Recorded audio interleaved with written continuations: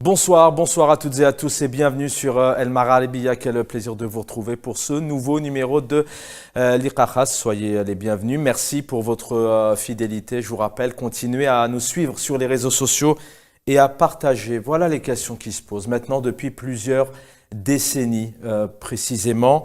Plusieurs familles attendent la vérité pour faire leur deuil. Jusqu'à quand le peuple algérien va-t-il être privé de son histoire? Jusqu'à quand allons-nous attendre le retour de nos proches? Plusieurs questions. Notre fils, notre fille, est-il ou est-elle vivant ou vivante? Ont-ils subi la torture? Le droit de savoir, où est ce droit de savoir? Où est la justice? Où sont les corps? Où est la vérité? Pourquoi encore en 2022, après toutes ces années, il y a cette ignorance, ce silence de la part des autorités, du pouvoir, du régime algérien, du président de la République. Encore une fois, cette année, on va parler des disparus forcés ce soir. Le titre qui va s'afficher, Disparus forcés en Algérie. Le plaisir de l'accueillir ce soir, on l'a déjà eu à maintes reprises, beaucoup par téléphone. Elle est avec nous. Le titre de l'émission, donc vous l'avez vu, Nassera Dutour, le combat de toutes les mères. Bonsoir Nassera Dutour, merci d'être là. Bonsoir Chaban, merci. C'est moi qui vous remercie de toujours être fidèle à malheureusement cette question des disparitions forcées en Algérie. Merci, on va en parler pendant quelques minutes avant de commencer cet entretien et pour moi c'est un honneur et pour la chaîne puisque vous le savez, El Maralibiya essaie vraiment de couvrir tant bien que mal toutes les actualités et de donner la parole aux Algériens, aux militants, aux militantes. On va visionner ensemble cet hommage. Ces quelques images, tendez bien l'oreille, vous allez voir ici notamment un père de famille qui nous donne cette date et qui nous parle de ce jour où son fils a disparu, a été enlevé.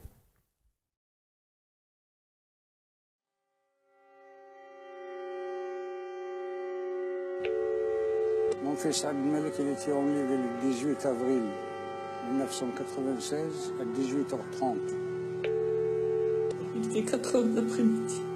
Il y a un de ses amis, il est monté avec le bidon, il m'a dit Mohamed, ils l'ont pris. Je dirais qu'il a été jugé dans une cour spéciale. Ils sont montés. Personne n'avait assisté. Civil et armés.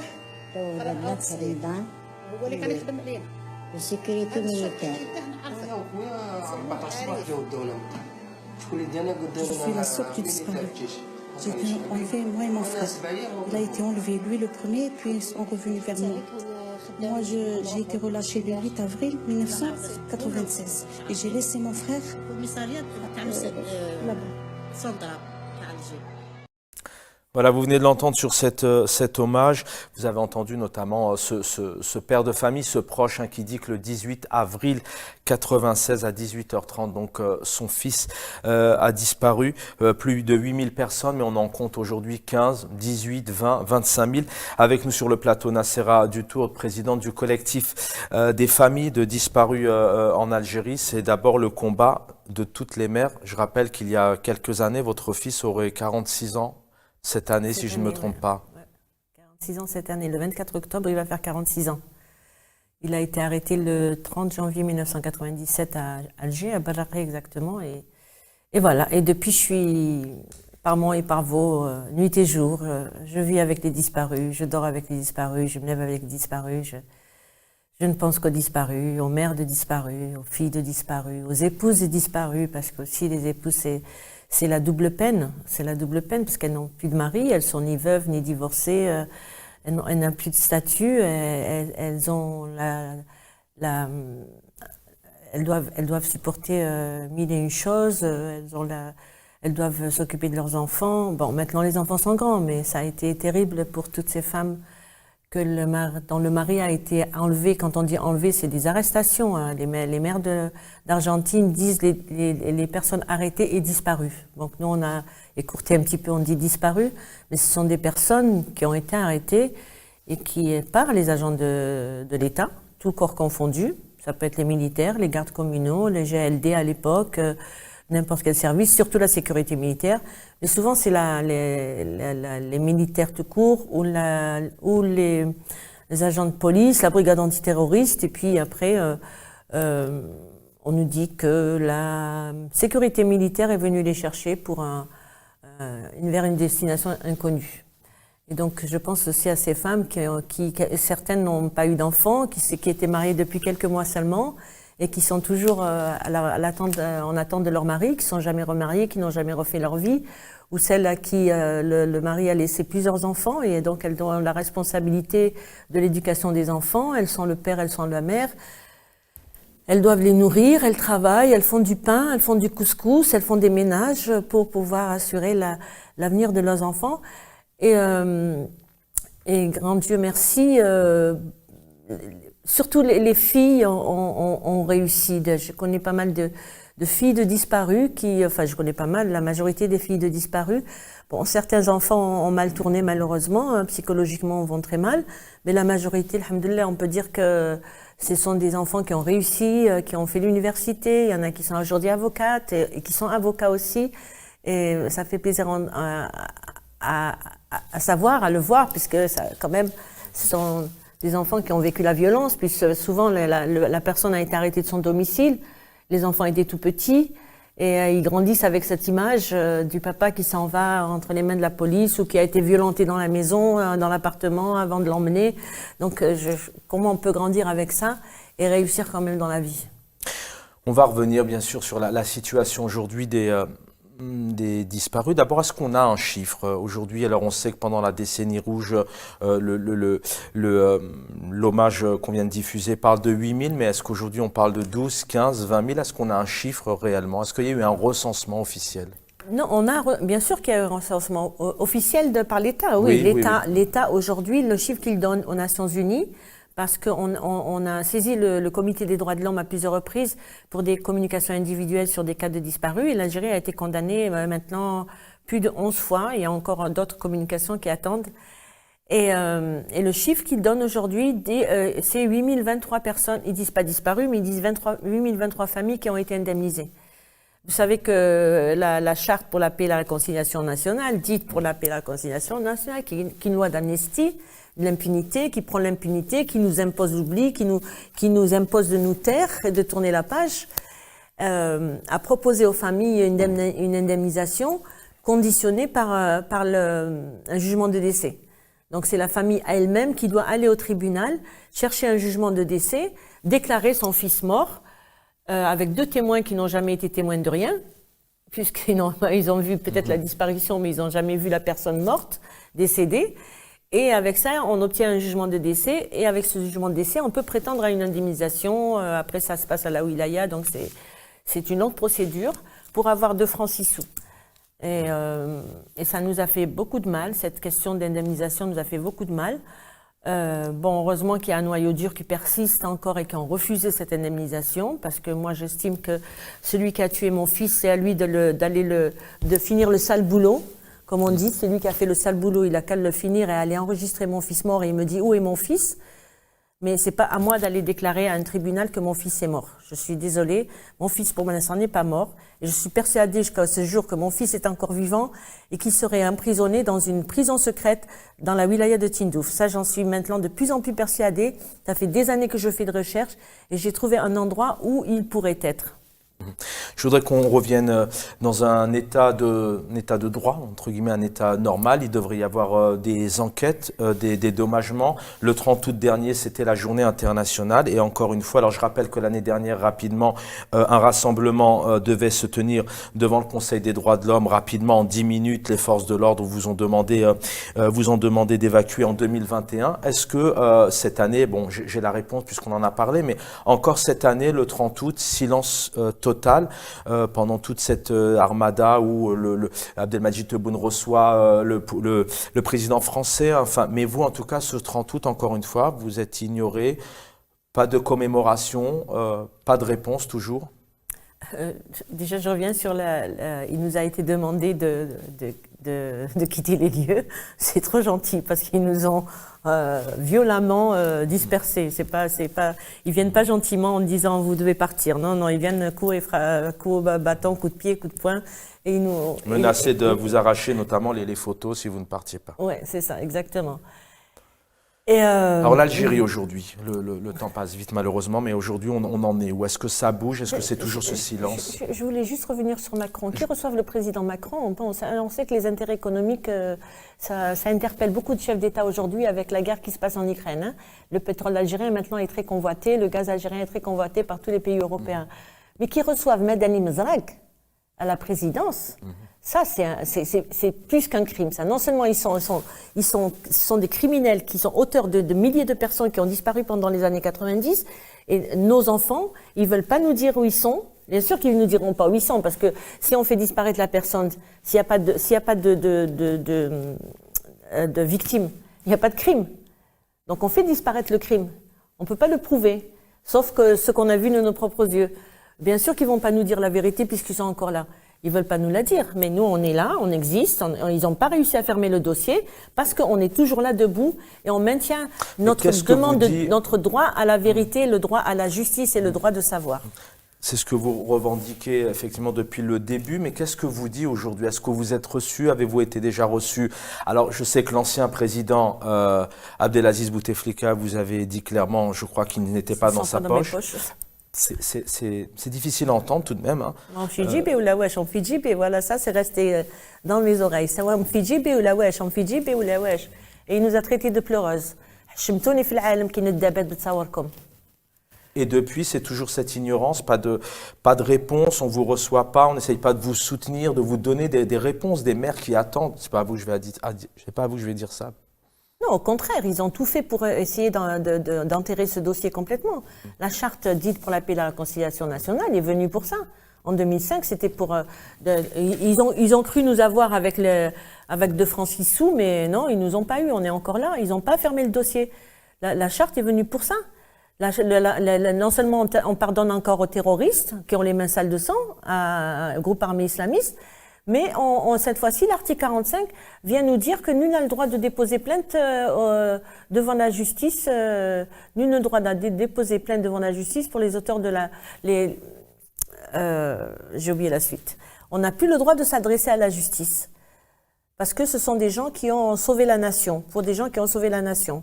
Donc on sauve la nation en faisant disparaître des milliers et des milliers de personnes et des milliers de personnes qui sont mortes. Des milliers de personnes qui sont parties au maquis, on a embrigadé des jeunes. C'est toujours la jeunesse qui est ciblée. On a embrigadé des jeunes pendant toutes ces années. Les jeunes sont morts au maquis, ils ne sont pas revenus. Et les grands chefs, comme je disais tout à l'heure, eux, ils reviennent et ils sont reçus à la présidence. On en a parlé effectivement, hein, d'anciens généraux, hein, notamment comme Nezal, entre autres, qui ont été reçus et, par le président Abdelmadjid Tebboune. Qu'est-ce qui fait... Alors vous me le disiez lors d'une interview, ils ont les archives, ils ont les dossiers. Pourquoi est-ce qu'il y a ce silence, cette ignorance? Pourquoi il y a cette chape de béton vraiment sur ces dossiers, notamment des disparus? Qu'est-ce qui pourrait faire peur au pouvoir algérien aujourd'hui de dire à un moment donné, voilà, les réponses sont là? Ce serait comme si on leur donnait une arme pour s'exécuter eux-mêmes. C'est ça. S'ils ouvrent cette boîte de Pandore, c'est comme si on leur donnait une arme et on dit tire-toi une balle dans la tête. Ça se comprend, quoi. Ce sont eux les criminels. Ils veulent pas être confrontés à l'image internationale qu'ils veulent donner du pays, même s'ils arrêtent aujourd'hui à tout vent des milliers de jeunes aussi qui sont emprisonnés. On en nage quelques-uns, on emprisonne encore quelques-uns aujourd'hui. C'est toujours la jeunesse qui est ciblée, hein. Même dans les disparus, les statistiques qu'on a fait, nous, on a sorti un rapport qui s'appelle Les disparitions forcées, un crime contre l'humanité. On a fait une étude sur les causes à effet de la disparition forcée et des statistiques. La majorité, des personnes arrêtées, c'est 25 ans. Bon, le plus vieux, il avait 82 ans quand il a été arrêté. Le plus jeune, Ari Lizen, il avait 14 ans. Mais entre le plus vieux et le plus jeune, la majorité, c'est 25 ans. Vous me le disiez. Mais je veux dire que cette jeunesse algérienne dérange. Comme nous sommes un pays jeune, très jeune, cette jeunesse dérange. Cette jeunesse risque de demander des comptes. On a vu avec le Hirak, qui demandait la démocratie, qui demandait à ce système de dégager. Et cette jeunesse fait peur. Et donc, pour les faire taire, on les terrorise. C'est plus que de leur faire peur, on les terrorise par des méthodes qui sont... C'est intéressant ce que vous dites. Alors, en parlant justement de cette jeunesse, et peut-être de terroriser, d'intimider. On a vu cette semaine, donc la rentrée scolaire, le 21 septembre, les forces de sécurité, l'armée, la gendarmerie étaient dans les écoles le premier jour, les premières minutes, les premières secondes. Pour vous, c'est quoi? C'est de la sécurité, de la confiance, de l'assurance, ou c'est peut-être pour conditionner ces futures générations à l'intimidation, à la peur? Oui, c'est plus que la peur. Cette jeunesse les font trembler. Ils tremblent devant les jeunes. Ils ont peur que le hirak revienne, donc on les intimide de plus en plus. C'est pour terroriser une population, pour dire voilà, nous sommes là, attention, ne recommencez pas. Mais j'espère qu'on aura l'occasion de recommencer encore et de remplir les rues d'Algérie pour dire qu'on veut la démocratie, qu'on veut un état de droit en Algérie, qu'on veut que cette jeunesse vive.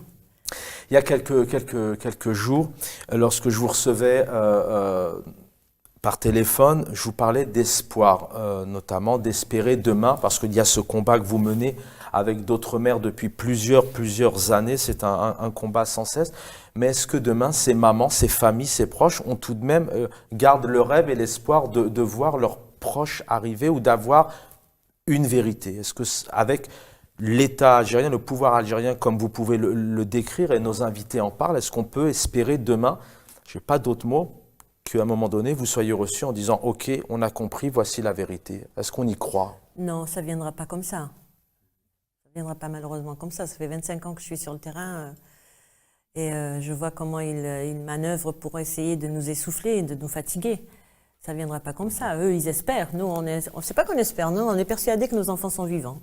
Ça, personne ne peut nous l'enlever. Moi, en tant que mère, je dis, jusqu'à maintenant, je disais en tant que mère, je dis que mon fils est vivant. En tant que militante, je dis, bon, après, pourquoi ils les auraient gardés vivants et pourquoi ils les auraient pas lâchés. Aujourd'hui, avec mes recherches, ce que j'ai trouvé, je suis persuadée que c'est vrai qu'il y a des disparus qui sont vivants et qui sont dans cette prison secrète en plein milieu du désert. Il n'y a rien autour et c'est près d'un gisement de fer, le plus gros gisement de fer au monde. Ils sont en train de signer des contrats avec les Chinois pour l'exploitation de cette mine. Et à côté de cette mine, il y a une prison secrète, je pense qu'elle date du temps de la France, où il y a juste une piste d'atterrissage et même pas de route autour. C'est juste une piste d'atterrissage, une petite piste d'atterrissage. J'ai la photo. J'ai trouvé la photo sur Google Maps, sur Google Earth. En plein milieu du désert, c'est impressionnant. Il y a juste une piste d'atterrissage et une petite. On voit bien qu'il y a des voitures qui ont circulé. Une piste d'atterrissage d'hélicoptères, je pense. Ça ne doit pas être de gros avions qui sont là. Donc à chaque fois que j'ai perdu espoir. J'ai pas perdu espoir de me battre, de trouver la vérité, de trouver le corps de mon fils. Ça, s'il est mort, qu'il nous donne les corps. J'ai pas perdu cet espoir-là. Mais à chaque fois que je me suis fait raison, en me disant, Nassera, ils sont morts, il y a quelque chose qui vient, il y a toujours une information qui vient, sans que je l'attende, qui me dit, non, ils sont pas morts, il y en a qui sont vivants, et ils sont à tel endroit. Et à chaque fois, ça m'a renvoyé au même endroit, mais je n'y croyais pas, parce que je me suis dit, Tindouf, c'est le camp des Polisario, ça ne passerait pas inaperçu. Mais quand j'ai trouvé cette image, je me suis dit qu'effectivement, ça pourrait être le cas. On va écouter maintenant une maman. Vous êtes là, vous représentez toutes les mamans, toutes les familles, et vous le dites à chaque fois quand on essaie de s'arrêter sur vous. On va écouter ici une maman qui dernièrement, le 30 août dernier, s'exprimait, voilà, criait et garde tout de même espoir et toujours présente au combat.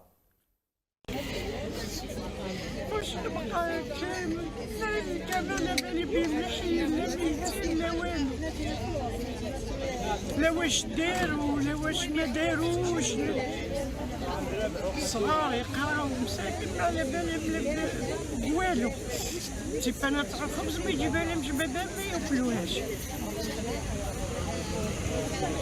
ما فهمتش انا تحطت عليا البليه هيك كي تسمعي باللي كاين الناس كانت متورطه في التسعينات وتكرمت ماشي غير في التسعينات دركا مازالوا يتكرموا مجرمين كلهم قاعدين يتكرموا وعايشين ولاباس عليهم فيهم وحنا خبر كما يقولوها ما كانش هضره برك ما كانش كاينه العداله الالهيه ما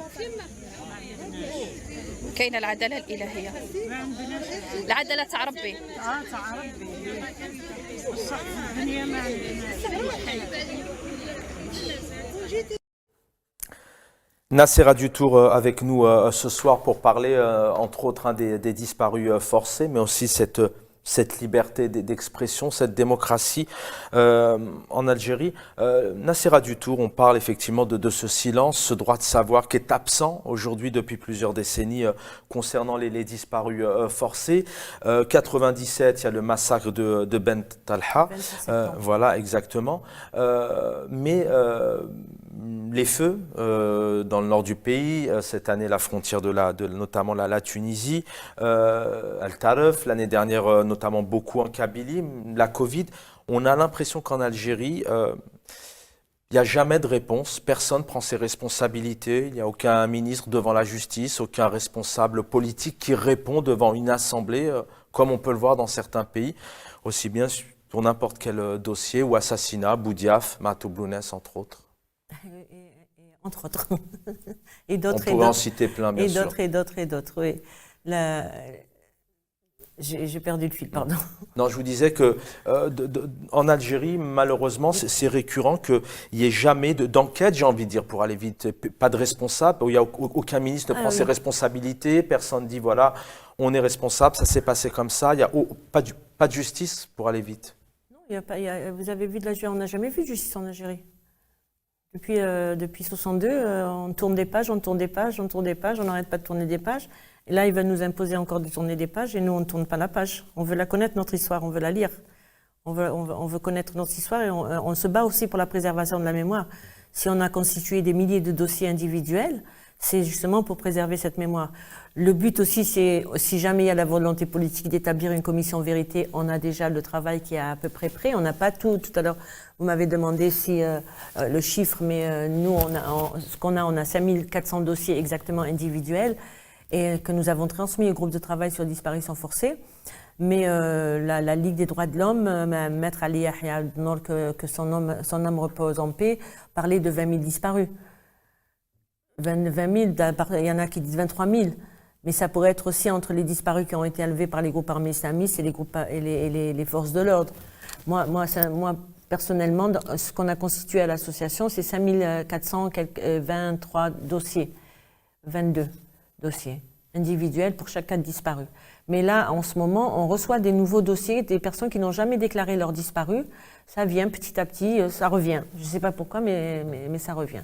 Mais c'est l'impunité totale dans ce pays. On a vu l'année dernière les feux, vous avez parlé de feux de forêt, le jeune homme qu'ils ont lynché, qui était venu pour aider, ils l'ont lynché. Est-ce qu'une enquête a été menée? Il n'y a pas eu de d'enquête. À Oran, comment il s'appelle Youssef Non, celui qu'on a retrouvé mort du MDS, je crois. C'est l'impact au MDS. On a mis un jeune en prison qui clame son innocence depuis des années maintenant. Ça fait combien d'années qu'il a été tué, ce monsieur? Oh, j'ai oublié son nom. Ça va nous revenir. Oui. Ils ont mis un petit jeune en prison. Ce petit jeune, il clame son innocence. Moi, j'ai reçu sa famille à Oran, au bureau d'Oran. Bon, je lui dis que tout ce que je peux faire, c'est une communication au groupe de travail sur la détention arbitraire des Nations Unies. Mais en fait, ils ont eu peur pour lui. Mais comme je dis, la peur n'évite pas le danger. Donc, il faut y aller. Si on n'y va pas, si on a peur de s'adresser aux instances internationales, alors que l'Algérie ratifie la Convention sur les disparus, elle n'a pas ratifié. Mais toutes les autres conventions ont été ratifiées sur la torture, le pacte international sur les droits civils et politiques, le pacte international sur les droits culturels, sociaux et culturels. Donc, ils ratifient à tout bon, mais maintenant qu'on est là, ils ne ratifient plus. Ils ont trop peur de ratifier, quoi. Abdelmadjid Tebboune, le président algérien, nous parle de mensonge du siècle lorsqu'il évoque ces détenus d'opinion. Ils sont plus de 300, on peut retrouver la liste notamment sur les réseaux sociaux du CNLD. Par exemple, à la fois le représentant de l'ONU sur les droits de l'homme donc devait se rendre en Algérie le 12 septembre dernier, donc La liberté d'association. Exactement, a été reporté. Voilà, Saïd Salhi qui nous dit clairement de la Ligue algérienne des droits de l'homme que le report de la visite du rapporteur de l'ONU n'est qu'un refus déguisé du pouvoir tellement les violations des libertés publiques sont flagrantes en Algérie. Fin de citation. Et à la fin, on a quand même un président qui nous parle d'une nouvelle Algérie, d'une main tendue. Une main tendue à qui? À l'Europe? À M. Macron, à tous ces gens-là, pas au peuple algérien. Ils n'ont jamais tendu la main, au contraire, ils ont tourné le dos, enfin pas tourné le dos, non, on les met en prison. Voilà, comme ça on ne les voit plus. Ils ne nous embêtent plus, ils ne nous dérangent plus, ils sont là dans un cachot, maltraités et tout ça. Il n'y a pas de main tendue, il n'y a pas de justice en Algérie. On a produit un rapport aussi sur la non-indépendance de la justice en Algérie et en prouvant pourquoi, on ne le dit pas comme ça. On le dit parce que c'est prouvé. Pourquoi il n'y a pas de séparation de pouvoir en Algérie? Les juges sont nommés.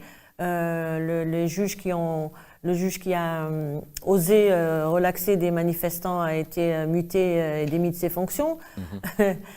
Et on en passe, et on pourrait en parler pendant des nuits et des jours. Et M. Tebboune dit que la nouvelle Algérie, oui, la nouvelle Algérie, on les fait plus disparaître, mais on leur fait peur en les mettant en prison, on les terrorise, on leur interdit de parler. Oui, dans l'ancienne Algérie, on faisait disparaître les gens. Maintenant, oui, on massacrait des populations entières. Aujourd'hui, on les massacre autrement, psychologiquement. C'est la psychose totale. Même au téléphone, les gens n'arrivent plus à parler. Ils ont tous peur. Tous peur. On a reçu des personnes il n'y a pas très longtemps pour une réunion Algérie entre nous, une réunion fermée.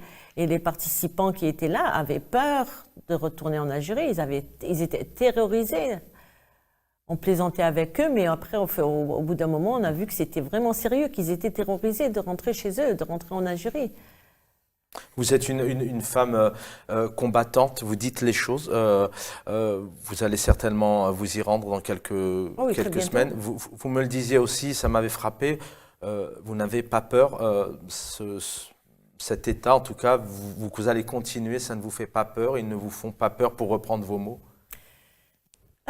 Bon, comme je disais, la peur n'évite pas le danger, donc il faut y aller pour savoir. Et s'ils m'emprisonnent, eh ben, ils me rendront service. Ce serait vraiment de la folie, parce que là, si on ne parle pas, si la question des disparus est occultée partout dans le monde et qu'on ne veut pas en parler, là, on va en parler. Hein. Ça, je ne vois pas un seul média, qu'il soit algérien ou français, qui ne va pas parler des disparus. Si je fais parce que j'ai la parole franche, parce que je les dérange, parce que moi j'ai reçu des menaces quand j'ai intervenu dans une conférence organisée par Riposte. Enfin, ils ont appelé notre avocate en lui disant « Dites à Madame Ditour qu'elle vienne en Algérie si elle ose. » Mais comment que je vais oser? Je suis chez moi, j'ai un passeport algérien, je suis algérienne, même si je ne suis pas née en Algérie, je suis algérienne de parents algériens, purement kabyles. Mes deux parents, mes grands-parents, purement kabyles. Je suis de ce pays, je suis une racine de ce pays. Et personne ne m'empêchera de rentrer dans mon pays. Et même si je vais en prison, ce sera dans mon pays. Je n'ai pas honte, je n'ai commis aucun crime. Je n'ai pas volé, je n'ai pas pillé comme tous ces gens-là qui sont au pouvoir et qui pillent les richesses de l'Algérie, qui fondent leur jeunesse, qui massacrent leur jeunesse, qui sont jaloux de cette jeunesse. Parce que cette jeunesse leur fait peur et cette jeunesse les dérange. Qui est au pouvoir? Vous me dites, vous dites ces gens qui sont au pouvoir. On a vu dernièrement un chef d'état-major recevoir une ambassadrice. Parfois, on a les hommes politiques qui sont présents de part. Réellement, est-ce que, selon vous, qui dirige? Est-ce que ce pays, il est tenu aujourd'hui? Est-ce que c'est un pays stable? Est-ce que c'est un pays... On a bien vu que c'est Gaïd Salah qui a passé Tebboune. C'était pas caché, c'était au vu aussi de tout le monde. On l'a vu en direct quand il embrassait M. Tebboune. Donc, qui dirige ce pays? Ben, ce sont les forces occultes qui sont au ministère de la Défense. C'est la sécurité militaire, ce sont les généraux, tout le monde le sait, ça. Ça a été un mythe pendant des années, mais maintenant c'est connu. Tout le monde sait que l'Algérie est un État militaire, pas un État civil. D'ailleurs, les slogans du Hirak, c'était « Dawla Madaniya wa Machi Askariya ». Nassera Dutour, il nous reste 5 minutes. Comment une mère, j'aimerais qu'on s'arrête 2-3 minutes sur vous, comment une mère arrive à se lever tous les jours et à se battre? Ça fait maintenant un peu plus de 25 ans que vous vous battez auprès d'abord pour vous, mais aussi vous représentez ces mères qui sont peut-être plus fragiles, qui n'y arrivent pas, etc. Qu'est-ce qui fait cette force?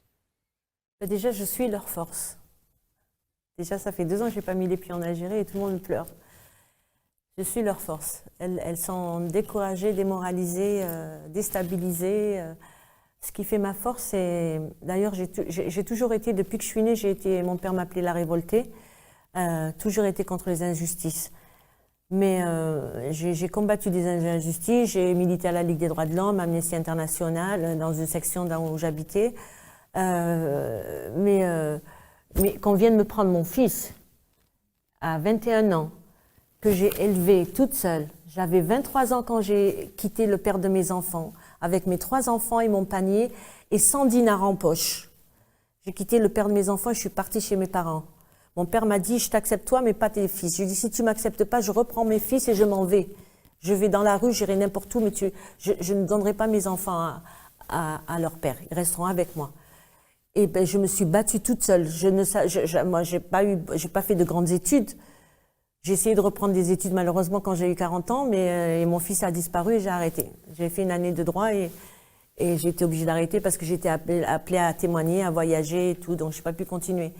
Mais quand vienne me prendre mon fils, il y a un gars de la brigade antiterroriste que sa tante, une copine à moi, m'a présenté, qui était censé me retrouver mon fils. Au bout de 6 mois, il me dit, ton fils, il est mort, rentre chez toi. Je rentre pas chez moi, rentre chez toi, chez moi, c'est ici. Rentre chez toi, ton fils, il est mort. Je lui dis, mais pourquoi mon fils serait mort? Et t'as fait comment on dit, la situation. Je dis, non, je connais pas pourquoi. Et puis, on était amené à parler de torture. Oui, tu sais, comme ça, il y en a qui meurent sur la torture. Et pourquoi vous les torturez? Ah ben, pour qu'ils avouent. Et je lui dis, pourquoi s'ils n'ont rien à avouer? Ah non, non, non, ils ont toujours quelque chose à avouer. Donc, il m'a dit, ton fils, je l'ai cherché partout, je l'ai pas trouvé. Donc, ça veut dire qu'il est mort. Rentre chez toi. Je dis, mais donne-moi une preuve qu'il est mort, donnez-moi son corps. Il me dit, rentre chez toi et je te donnerai des nouvelles. J'ai plus de nouvelles. Mais c'est ce que je lui ai dit, mon fils, il est... Ah, oui, c'est ça. Oh purée, qu'est-ce qu'il avait pas dit là? Je crois que je l'aurais tué là. تعيشوا لي وليدي نتايا واحد الخامج تعيش لي وليدي انت قلت لكم عيشوا لي وليدي ولادي عيشتهم وحدي je sais pas si tu comprends ce que j'ai انا ولادي عيشتهم وحدي j'ai tendu ma main à personne toute seule je dois rien à personne et j'ai rien demandé jamais de ma vie à personne. Moi je suis allée taper aux portes de la société des sociétés, j'ai dit je ne sais rien faire mais j'ai 3 enfants à nourrir et j'apprends vite. Je veux travailler pour nourrir mes enfants. تعيش لي وليدي انا قلت لكم عيشوهم لي. Ça m'a... Comment on peut dormir quand on entend ça? Non, je dors pas. Le matin, c'est mon fils qui me réveille. Maman, lève-toi. Lève-toi. Dès que je dors, je fatigue et je m'épuise, il m'appelle. Maman, lève-toi. Avant de se quitter, quel message vous pourriez passer à ces familles et puis peut-être indirectement aussi à ces Algériens et ces Algériennes qui peuvent et qui doivent continuer à vous soutenir dans votre combat avec ce collectif? Quel message vous pourriez passer? Que tous ensemble, on peut arriver à avoir une Algérie nouvelle, comme on la souhaite, nous. Tous ensemble. Écrire l'histoire. Soutenez les mères de disparus. Demandez à ce que ça ne se reproduise plus, que ce qui nous est arrivé à nous ne vous arrive pas à vous, ni à vos enfants, ni à vos parents. C'est pour ça qu'on se bat. Même si on ne retrouve pas les disparus, au moins il n'y aura plus de disparus dans cette Algérie. Et l'Algérie nouvelle qu'on souhaite, c'est pas l'Algérie nouvelle qu'eux, ils nous ont mis dans... j'allais dire, c'est l'Algérie que nous voulons construire nous-mêmes. Même si aujourd'hui j'ai 67 ans, je me sens encore capable de construire l'Algérie et d'y aller pierre par pierre et construire mon pays pour que la jeunesse algérienne vive, pour que mes petits-enfants puissent aller en Algérie la tête haute et dire voilà mon beau pays, l'Algérie. Un magnifique pays, effectivement, que nous aimons tant. Merci Nassera Dutour. C'était un plaisir de vous avoir. Il était important encore pour El Mara Al-Biya de vous convier ici. Voilà, Nassera Dutour, présidente du collectif des familles des victimes, des familles de disparus en Algérie. On vous invite vraiment à les suivre sur les réseaux sociaux, à les soutenir. Disparus forcés en Algérie. Ce soir, donc Nassera Dutour, une mère qui représente le combat de toutes les mères. Merci infiniment d'avoir été avec nous. Merci, au plaisir de vous retrouver. Le programme continue sur El Mara Al-Biya. Merci à toute l'équipe de m'avoir accompagné techniquement pour réaliser ce numéro de l'Iqakhas. Bonne soirée à tous.